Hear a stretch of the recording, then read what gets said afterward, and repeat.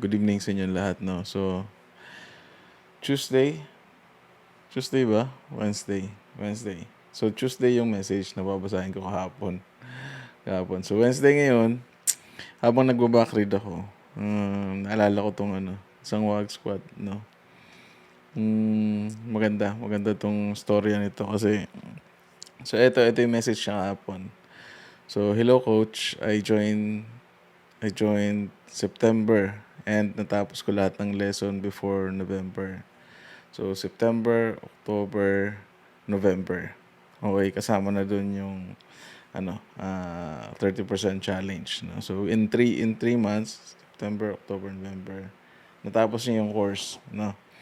So, nung nag-Black Friday daw, bumili siya ng funded na account sa 200K funded na account, 200K challenge, no? Then fast forward, year end 2025, na-receive na niya ang first payout, no? So last year lang. Last year.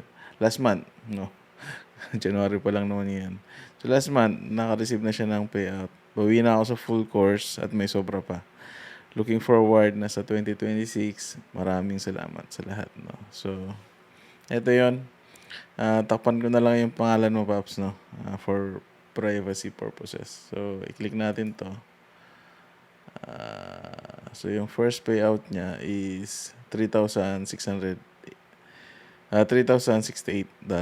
no? So, yan. Yan na yung na-request niya. Ayan. So, bawi na siya sa tuition niya na $997. Kumita pa siya ng 2,100 plus dollars, no? So, interesting to kasi, ayan, so meron pa siya dito meron pa siyang, ito yung nilalaro niya na account, yung dalawa. So, yung first account, yung Stellar 2 Step Challenge P1, 200K. Yan. So, yung current performance ng account is yung equity nasa $218,000, no? Yan, equity and balance parehas. So, ibig sabihin, walang floating, sarado. Okay? So, itong account na to, kumita na siya ng 18,778. Okay? Then, yung isang account naman, yung P2, Stellar 2 Step Challenge P2 naman, another 200K, no? So, dalawa yung nilalaro niya. 210 equity, 210 balance. So, walang floating din, no? So, sarado. So, kumita na rin to ng $10,000, no? So, ang rules sa prop firm, kung ilan yung kikitain nyo, no? Pagka funded na kayo, 80%, no? 80% dun sa'yo, 20% lang yung sa prop firm. So, kung kumita siya ng 10,000, so 80% ng 10,000 mapupunta sa kanya. So, kung kumita siya ng 18,000, 80% nun mapupunta sa kanya. Okay, so ganun yung rules pagka funded ka na. Okay, so ito yung first payout niya, $3,000, no? So, naalala ko si Mr. Vigo, ang nilalaro niya lang na account sa prop firm is nasa 60, if I'm not mistaken, 60,000. Pero kumita na siya ng 1,000,000 sa loob ng isang taon, no? Tapos nakabili siya ng Wigo. Kaya tinatawag namin siya na Mr. Wigo.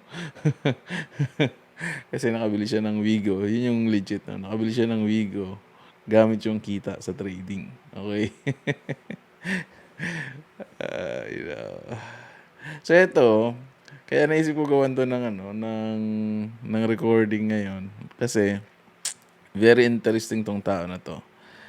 Kasi naalala ko, isa to sa mga makulit sa message, no? Yung nagpa-follow up ng kung may slot na o wala pa. So, try ko na lang yung screen record dito sa cellphone ko. I-try natin i-backread yung mga conversation namin. Ayan, so, unang message niya sa akin, July 1 yung una niyang message sa akin. July 1, 2025. So, ito yung unang message niya. Paano po yung process ng mentoring? I would love to learn about Forex. Magkano po ang course? Ano maganda unahin na course if may experience na sa trading? So, sabi ko, kung may experience ka na, full course na. Full course na kasi para hindi na doble-doble yung bayad, no. Kung magte-take ka ng basic, tapos full course ka rin afterwards, so parang doble-doble pa yung binayaran mo. Yan, so sabi ko full course ka na. Tapos sabi niya, sige, sign me up sir, what's the first step po? So ito, July 7 na to. So what's the first step po para maiwasan para maiwasan yung refund, haha. I'll wait for approval. So aware siya na sa page ko may mga nire-refund talaga ako ng mga payment, no. So normally ito mga nare-refund ko, ito ata yung time na nag-refund ako ng tatlong payment sa website, no. So na-refund ko yung tatlo kasi walang first reason nun is walang due diligence, walang pasintabi na magbabayad na, so walang go signals, no. And then especially kung wala talagang slot, yun yung kung wala talagang slot kahit magbayad kayo. Pero kung merong slot, baka pwede ko kayong ma-consider, no. Pero again kasi meron kasing waiting list, no. So may mga pila talaga. Ayan. So July 7 yan. So sabi ko, ang reply ko sa kanya, please standby lang, Paps. During this time siguro kasi wala talagang slot. So tinanong ko na lang siya, anong background story mo, Paps?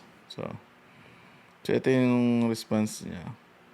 Nako, madrama buhay ko, sir, haha, joke lang. Nagbukas ng isip ko yung PSEI way back 2019. Until now, I'm trading crypto journey for more than 5 years. So more than 5 years na siya sa crypto, no? So ayun yung mga nagturo sa akin at nakasama ko.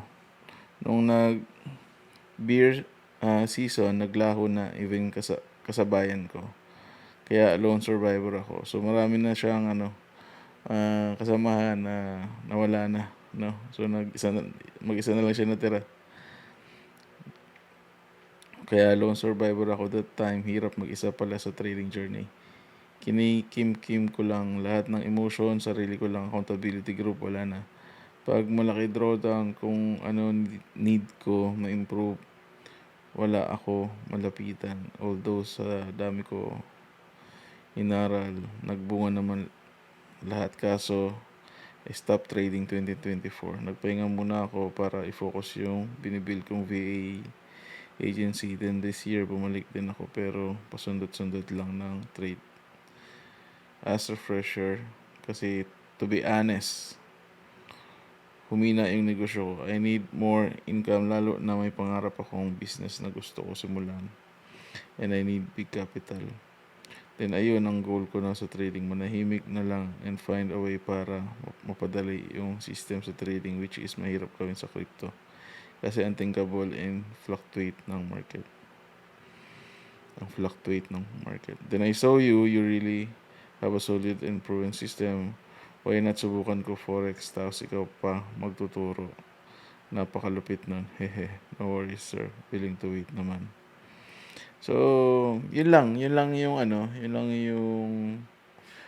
so gusto niya pasukin yung forex kasi nga hindi masyadong stable yung kitaan niya sa crypto, no. So siguro one of the advantage ng forex kasi hindi siya katulad ng stocks tsaka ng crypto na merong bull market, merong bearish market, no. Sa forex, kahit pa pandemic yan, pwede ka mag-buy and sell, no.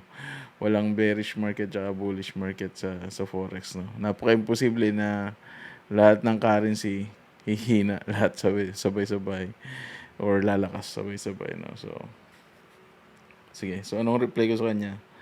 So sabi ko, nakakayak nga, Pops, keep grinding lang. So thank you, brother, I'll keep you posted. So wala pa rin ako maibigay na na slot, no. Anong araw na to? July 7. Salamat sir, aabot ba ng months or next year ang paghihintay? So sabi ko mga months lang, 36 months. Joke lang. So profits, no, nice, ganda. Ilang beses ka lang sir nagkakandak ng MC na year? Every quarter. Yan. Sige sir, excited na ako pero FC muna. Need ko mag-adapt sa forex. Nadali ako sa default lot size sinubukan ko. So, July 22, nag-follow up ulit siya. Hello sir, hope you are doing great. Paano pala malalaman kapag may slot na? Pag may message po ba kayo or ipopost nyo na meron na available or merong waiting list? May waiting list, sabi ko, Paps, pero kung sino pa din mauna mag-confirm once na-inform ako. Pero better to always follow up kasi tamad ako mag-follow up. So, which is yun yung reality, no? So, pagka nagbigay ako ng slot or queue number, most likely hindi ko na ma-follow up yan, no? So, kayo na lang bahala mag-follow up sa akin kasi hindi ko na talaga ma-follow up yan. Lalo sa page, no? Natatambakan yung messages dyan sa page. Tapos kung mag-backread ako, ilan lang din naman ang nabubuksan ko. So, I totally understand. Every week ba sir mag-follow up kasi ayaw ko din naman mangulit. Hahaha. May fake page ka sir. So, yan. Marami akong poster, no? So, ingat guys, no? Sobrang dami niya. Noted sir, salamat. July 26, wala pa. July 26, nag-follow up ulit siya. May slot na sir. Sabi ko, wala pa, Paps. Got it. Abang uli ako next week. Salamat. Hello sir. So, August 5, nag-follow up ulit siya. Meron na stock. So, sabi ko, August 7 onwards ko pa ma-check yung mga schedule. May flight kami today and tomorrow. Thanks for the update, sir. Have a safe flight. Good morning, sir. August 7 na ako. Ako na to, count me in. August 7 na. Ako na to, count me in. So, kiniklaim niya na, no? So, hello, sir. Silip mo na. Sked mo, sir. Hello, sir. Kaya may slot na. August 8, August 9. So, sunod-sunod, no? August 7, August 8, August 9. Sir, replyan mo naman ako. August 9, tas August 11. Hello, sir. Good morning. Meron na slot for FC, Sir Kai. So, August 22. So, from August 7, hindi ako nakareply sa kanya until 23. So, sabi ko, Paps, this coming week, may mag-open. Please stand by. Ayan. So, 25. Hello, sir. Nakita ko yung post mo na Gcash. Pwede na din pa magbayad today, ha? Yung pang malakasang full course. Good morning, Sir Kai. Alam mo ba kung para kanina ako bumabangon? Ito para sa pangasla. Ay, no. Hello, sir. Follow up. Uli ako sa slot. So, August 27, 28. Tapos, nag-send siya ng image. Ayan, clickbait para mabasa agad. Kasi di ba sa iPhone, pag mag-send ka ng image, may kita mong image, yung ano, so curious ka, bubuksan mo yung image. Ang kulit nito eh. Ayan, so August 29, hello sir, okay lang ba? Everyday mag-follow up. So naiiya na siya, no? So okay lang yan. Para at least yung messages nyo sa page, aangat siya. Hindi siya matatabunan. Okay lang ba everyday mag-follow up para more chance of getting slot? Hello sir, follow up ko ulit. Ako sa slot. So August 30 na. Hello sir, nag-accept ko na this week. Yes Pops, ikaw na susunod. You know. Kailan sir? Date ng payment. September. Good morning sir. Pwede na magbayad. Hello sir, follow up ulit. Let me know. So September 5. Hello sir. Good afternoon. May tanong pala ako regarding sa FC. So live sir. Meron live session sa follow up natin. So sa FC, no. So normally, yung first session, yun yung live, no. Yun yung Zoom. Kasi parang orientation na yun plus lesson para ma-explain ko lahat pati yung pacing. So the rest after nun, pre-recorded videos na, no. Pero sobrang juicy ng mga videos na yan. Sobrang juicy niya. Hindi siya boring na pre-recorded. Next is September 6 na. Good morning sir, dalawang bagay lang ginagawa ko dito sa FB. Mag-abang ng luto mo o kaya mag-follow up. Nakakatawa talaga itong tao to. Napapatawa ako nito. Follow up na din ako since walang new upload na luto. So, mo sir, abangers lang ako. Have a great weekend. So, September 6 yan. September 9, nag-follow up ulit siya. Hello, Coach Kai. Good morning. Follow up. Ako, sir, sa next batch of slot. So, 10, yo, Pop, sorry, super late. Hello, sir. Sabay ka na. So, September 10, sabi ko, sabay ka na. So, September 10 siya nakapasok. So, nag-start siya July 7, mag-message sa akin. July, September. So, halos 3 months, no? So, nakakatuwa yung pagpupursige nitong taong to. Kasi hindi madali yun, yung message ka ng message tapos walang reply.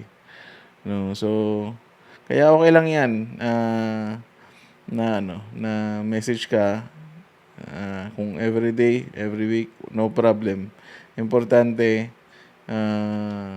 hindi siya nawalan ng pag-asa, di ba? Kasi nga, pag nag-message siya, yung message niya, matatabunan. So, kung mag-message siya ulit, aangat ulit yung message niya dun sa page. Kasi dyan sa page talaga mabilis matabunan yung mga messages, lalo na ngayon nagbo-boost na ako ng ads, no. So, natatabunan yung messages. So, deserve mo, Paps, kung ano man tong nararanasan mong blessings ngayon, no? Well deserved kasi hindi ka sumuko message sa akin, no? Congrats, Pops, no? Keep it up, no? And keep it low key. Yun lang. Maraming salamat, guys, no? Hopefully, merong na-encourage sa inyo, no? Sa maiksing video na to, especially dun sa mga nagpi-PM sa akin na hindi ko na-replyan madalas or most of the time, no? Na marami na kayong follow up sa akin, hindi ko kayo ma-replyan. So, kapit lang, no? Magbubunga din yan. Alright, no? And then, eto, maki-encourage sa inyo na malaking opportunity yung prop firm para ma-penetrate natin as mga retail traders, no? Yun lang, guys. Maraming salamat. God bless. Bye-bye.